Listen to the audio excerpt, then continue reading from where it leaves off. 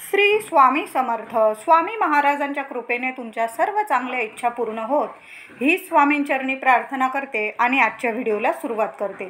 तर 6 जून 2024ला गुरुवारी दर्श भाऊका वैशाख अमावस्या आलेली आहे. याच दिवशी शनी जयंती देखील आहे. दरवर्षी वैशाख अमावस्येला या तिथीला शनी जयंती साजरी केली जाते. शनी महाराजांचा जन्मदिवस. तर अमावस्या सुरू होईल 5 जून बुधवारी रात्री 7:55 आणि अमावस्या तिथी संपणार आहे ती 6 जूनला गुरुवारी सायंकाळी 6:07.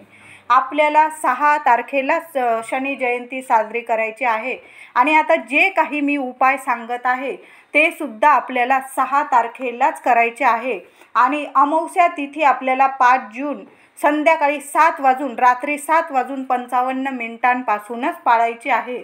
जे काही नियम पाळायचे आपल्याला 6 जूनपर्यंत संध्याकाळी 6:07 पाळायचे आहे. तर या दिवशी नदीवर स्नान करणे, दान करणे अतिशय पुण्यकारक ठरते.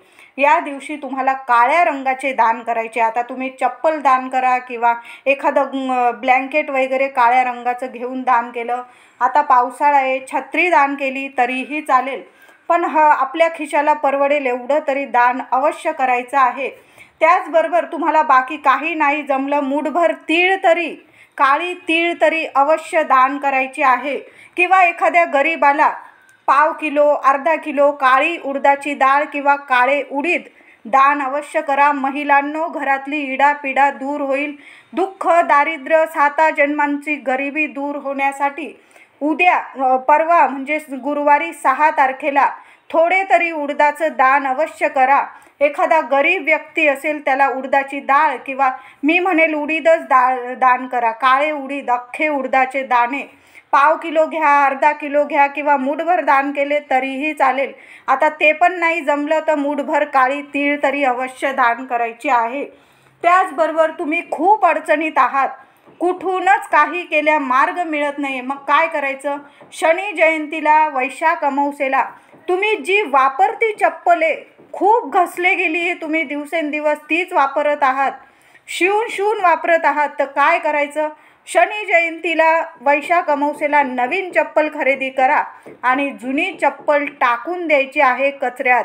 इडापिडा गेली असं समजून ती चप्पल टाकून द्यायची आहे. बघा जीवनात काय फरक पडतो, तुम्हीच मला बोलाल. शनी महाराज हे न्यायप्रिय, शिस्तप्रिय देवता आहे. आपले कर्म जर चांगले आणि स्वच्छ असेल तर शनी महाराज भरभरून कृपा करतात. आणि शनिदेव हे सूर्यपुत्र आहे. म्हणून शनी जयंतीला वैशाख अमावस्येला काय करायचं? सकाळी लवकर उठायचं आहे. अंघोळीच्या पाण्यात आठवणीने खडं मीठ टाकायचं आहे. अगदी मूठभर नाही, फक्त चमचाभर जरी खडं मीठ टाकलं तरीही चालेल. जी काही नकारात्मकता असेल तुमच्या शरीरात असू दे, तुमच्या आजूबाजू असू दे, तुमच्या घरात असू दे, ती सर्व नकारात्मकता दूर होईल. म्हणून आठवणीने सर्वांनी अंघोळीच्या पाण्यात खडं मीठ टाकूनच अंघोळ करायची आहे. आणि नंतर सूर्यनारायणाला, सूर्यदेवाला, शनिदेव सूर्यपुत्र आहे, सर्वांनाच माहीत आहे, सूर्यदेवांना अर्घ्य द्यायचा आहे.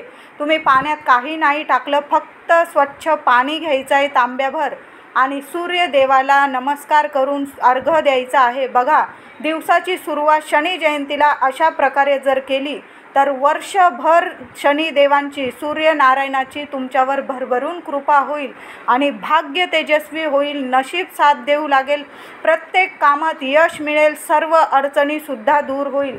म्हणून हा उपाय अवश्य करायचा आहे. तर त्याचबरोबर आपल्याला या दिवशी शनी मंदिरात जायचं आहे. आता शनी मंदिर जवळ नसेल तर मारुतीच्या मंदिरात गेला, हनुमानाच्या मंदिरात गेला तरीही चालेल. पण बघा, शोधा, शनी मंदिर प्रत्येक गावात असतात. जाताना बरोबर रुईची माळ तुम्हाला तिथं मंदिराजवळ मिळून जाईल. थोडंसं तेल, मोहरीचं तेल असेल तर ते घेऊन जा. आणि अगदीच नसेल, तुम्ही जे गोड तेल वापरत असाल ते घेऊन गेला तरीही चालेल. उडदाचे दाणे, काळे तीळ बरोबर घेऊन जायचे आहे. एखादा दिवा प्रज्वलित करायचा असेल तुम्हाला तिथं तर तो सुद्धा प्रज्वलित करायला महिलांना नाही जाता येत, पुरुषांनी घेऊन गेलात तरीही चालेल. काही ठिकाणी परंपरेनुसार महिला शनी मंदिरात जात नाही, आमच्याकडं पण जात नाही. तुमच्या इथं जात असेल तर आपल्या परंपरेनुसार तुम्ही जाऊ शकतात. तर मग पुरुष मंडळींनी तरी या दिवशी मंदिरात जायचं आहे. ज्यांना साडेसाती आहे, अडचणी आहे, दुःख आहे, पीडा आहे, आजारपण आहे, त्यांनी शनी जयंतीला एका वाटीत किंवा एखाद्या मातीच्या पंतीत थोडं तेल घ्यायचं. मोहरीचं घ्या किंवा इतर तेल घेतलं तुम्ही तरीही चालेल. आणि टक लावून किमान 2 मिनटं तरी त्या तेलात तुमचा चेहरा बघायचा आहे. आणि ते तेल शनी मंदिरात जाऊन मंदिरातील समईच्या दिव्यातच म्हणजे दिव्यातच नेऊन टाकायचं आहे. या दिवशी आपल्याला मारुती रायाचं सुद्धा दर्शन घ्यायचं आहे. शनी मंदिराजवळ तुमच्या घराजवळ मारुती रायाचं मंदिर असेल तर तिथं जाऊन आपल्याला मारुतीचं दर्शन घ्यायचं आहे.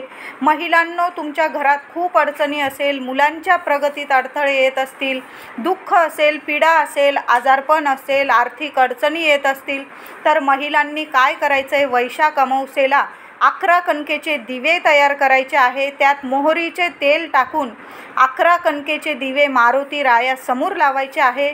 दिवे लावताना प्रज्वलित करताना जय श्रीराम बोलून दिवे प्रज्वलित करा. आणि तुमची जी इच्छा असेल, अडचणी असेल ते मारुती रायासमोर बोलून मग दिवे लावा आणि घरी यायचं आहे.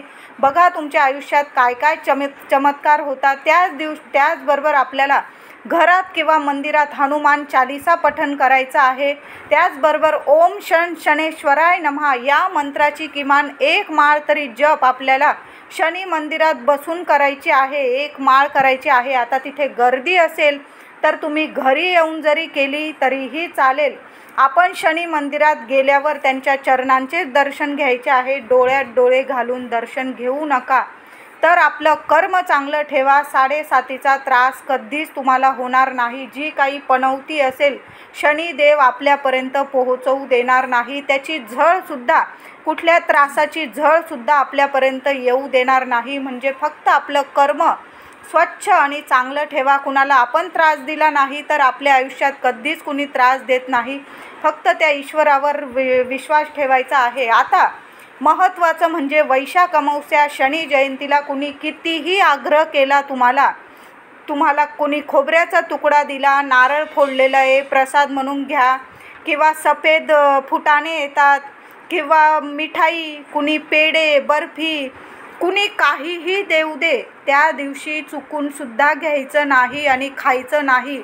दही भात, दही साखर, पांढरी मिठाई, खीर असू दे, तुम्ही पांढऱ्या वस्तू खायच्या नाही आणि कुणाकडून मुळी घ्यायच्याच नाही. आपल्या मुलांनासुद्धा असं सांगून ठेवा की कुणी कितीही आग्रह करो, ह्या वस्तू घ्यायच्या नाही आणि खायच्या तर मुळीच नाही.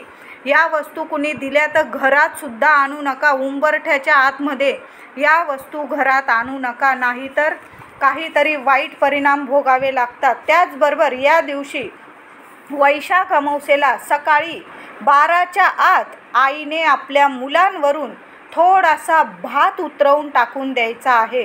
भात वेगळा शिजवायचा आहे. जो आपण खायला भात शिजवलेला आहे, तुम्ही म्हणाल त्यातलाच थोडासा भात घेते आणि मुलांवरून पटकन उतरवून टाकते, असं करू नका. उतरवायचा भात म्हणजे जी दृष्ट काढायचा भात असतो तो अळणी शिजवायचा असतो. त्यात मीठ घालू नका. थोडासा मूठभर तांदळाचा भात आपल्याला शिजवायचा आहे. तुमची 2 मुलं असतील तर 2 मुलांसाठी थोडा थोडा भात पुरेल इतके तांदूळ घेतले, तुम्ही 2 मूठ तांदूळ घेतले तरीही चालेल. तर 1 मूल असेल तर 1 मूठभर तांदूळ घ्या. 2 मुलं असतील 2 मुठी तांदूळ घ्या. तुमच्या पतिदेवांची पण उद्या तुम्हाला परवा दृष्ट काढायची असेल त्यांच्यावरून सुद्धा तुम्ही नुसता भात उतरवून टाकायचा आहे. मुलांना समोर उभं करा. एखाद्या पत्रावाळीत किंवा आपल्या एखाद्या कागदावर किंवा वाटीत ताटलीत भात घ्यायचा आहे. मुलांना समोर उभं करायचं आहे. पूर्व पश्चिम अशी बघून उभं करायचं आहे. आणि मुलांच्या डोक्यापासून ते पायापर्यंत नीट आईने, मावशीने, आजीने हा उतारा दृष्ट काढली तरीही चालेल. आईला काही अडचण असेल, मासिक पाळी असेल तर मावशी असेल, काकू असेल, आजी असेल, त्यांनी पण ही दृष्ट काढली चालेल. मूल अगदी 1 वर्षापुढील असेल तर अगदी मोठं असेल तरीही चालेल.